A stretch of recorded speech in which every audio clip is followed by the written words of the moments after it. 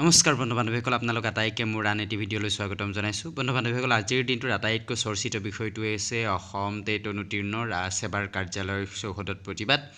আৰু এই গোটেই প্ৰতিবাদটোক কেন্দ্ৰ কৰি অসমৰ টেলিভিছনত আজি প্ৰতিটো সংবাদ গোষ্ঠীয়ে এই সন্দৰ্ভত বাতৰি প্ৰকাশ কৰে অসম টেটৰ এই ফলাফলৰ বিসংগতিক লৈ আৰু তেনে সময়তে অসমৰ শিক্ষামন্ত্ৰী ডাঙৰীয়াই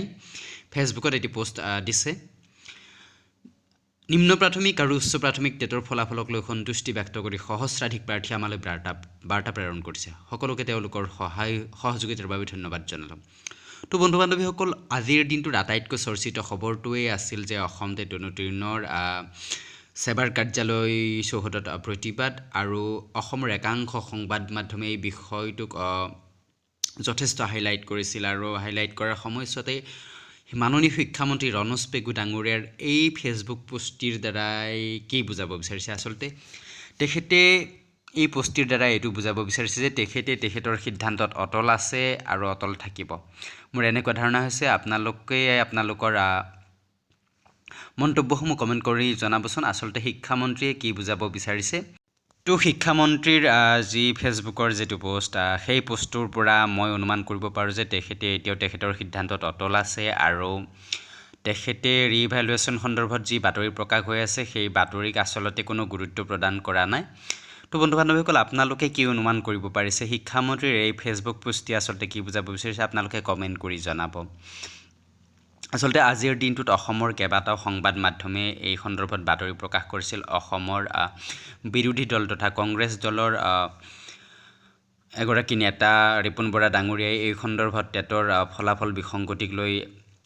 যথেষ্ট সৰব হৈ পৰিছিল আৰু সৰব হৈ সেৱাৰ বিফলতাক দোহাৰি অসমৰ শিক্ষামন্ত্ৰী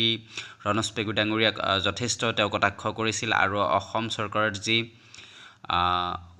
সুশাসন তাক লৈও তেওঁ প্ৰশ্ন উঠাইছিল হিমন্ত বিশ্ব শৰ্মাদেৱে কোৱা সুশাসন শব্দটিক লৈ তেখেতে বৰকৈ